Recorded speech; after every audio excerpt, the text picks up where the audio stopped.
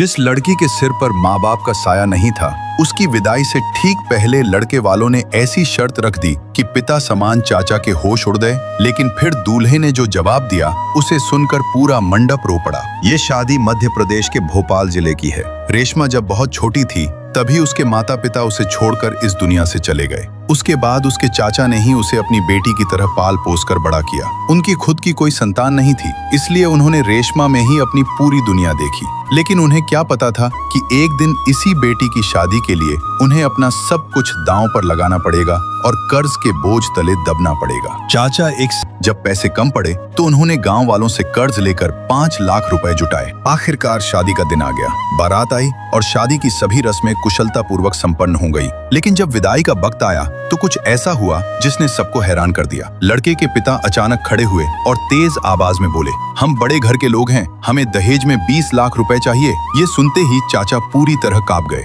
उनकी आंखों में आंसू थे। उन्होंने 1 लाख रुपए और कुछ गहने दूल्हे के सामने रख दिए और बोले, बेटा मेरे पास बस इतना ही है, इसके लिए भी मैंने कर्ज लिया है। पूरा मंडप खामोश हो गया। तभी दूल्हा आगे आया। सबको लगा कि वो दहेज स्वीकार कर लेगा, लेकिन उसने पैसे वापस चाचा के हाथों में रख दिए और कहा, चाचा जी, जिस बच्ची के सिर से बचपन में पिता का साया उठ गया हो और आपने उसे अपने खून पसीने से पालकर बड़ा किया हो, मैं उस पिता समान इंसान को कर्ज में डुबोकर अपनी शादी की शुरुआत कैसे कर सकता हूँ। मैं पैसों से अमीर जरूर हूँ, लेकिन अगर ये दहेज ले लिया तो इंसानियत से गरीब हो जाऊंगा। ये सुनते ही चाचा फूट फूट कर रो पड़े। दुल्हन की आंखों से भी आंसू बहने लगे। उस दिन मंडप में मौजूद हर व्यक्ति की आंखें नम थी, क्योंकि वहां सिर्फ एक शादी नहीं बल्कि एक बेटे ने एक पिता के त्याग का सम्मान किया था। अगर आपको एक पिता का त्याग और इस दूल्हे की सोच पसंद आई हो तो वीडियो को लाइक करके कमेंट में उसे धन्यवाद जरूर लिखें।